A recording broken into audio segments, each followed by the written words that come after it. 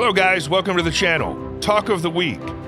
In a recent event that shook the U.S. financial banking this year was considered the most terrifying event in U.S. history, and many people and experts had stated that the country will bear the consequences.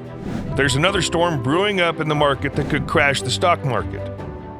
In an attempt to control inflation, the U.S. Central Bank has raised its key interest rate to the highest level in 16 years.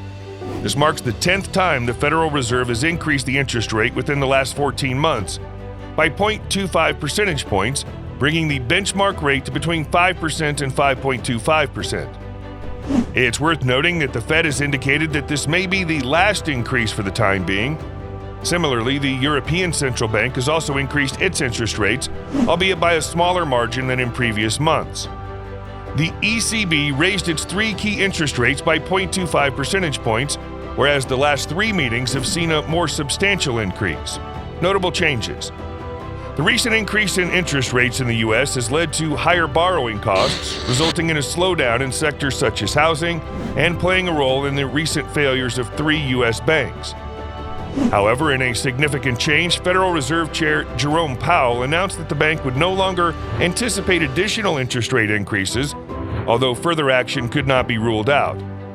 Last year, when prices in the U.S. were increasing at the fastest pace in decades, the bank aggressively raised interest rates.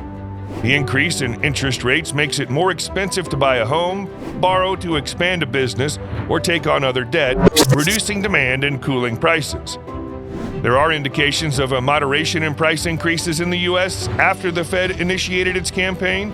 Although inflation remains high at 5%, the lowest level in nearly 2 years given the growing risks to the economy as activity slows, including recent bank failures and an expected pullback in lending.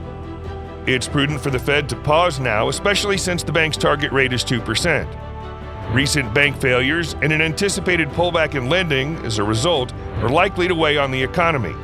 However, Powell remains hopeful that the U.S. will avoid a recession, noting that hiring has remained strong and unemployment low. Financial markets seeking insight into the bank's future actions widely anticipated and unanimously expected the Fed's decision to raise rates on Wednesday. The bank has discarded its prior statement from March that some additional policy firming may be appropriate to address inflation. Although the bank is getting close to pausing its rate hike campaign, it's prepared to do more if warranted. Depending on future developments in the upcoming months, the Fed may still consider increasing interest rates. Is the stock crash anytime soon? 2023 is fraught with risks such as continued inflation, geopolitical uncertainties, and banking instabilities. In the first quarter, the S&P 500 surged about 7%, which is an impressive rebound from its 19.4% decline in 2022. However, experts warn of several issues that could drag down the U.S. economy and lead to a possible stock market slump for the rest of the year. Andrew Sliman, the head of the Applied Equity Advisors team for Morgan Stanley Investment Management, noted that the inverted yield curve, where long-term bond yields are lower than short-term ones, signals an upcoming economic slowdown. He also raised concerns about the possibility of a weaker second half of the year following a robust first half.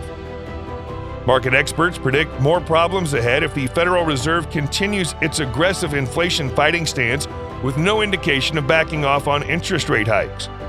Jurian Timmer, the director of Global Macro in Fidelity Global's Asset Allocation Division, states that there's a talk of a 6% terminal rate at the peak of this rate hike cycle, which could worsen the market's instability. Despite normal market pullbacks and cyclical downturns, investors worry about the potential next big market move that could trigger another dip in stock prices.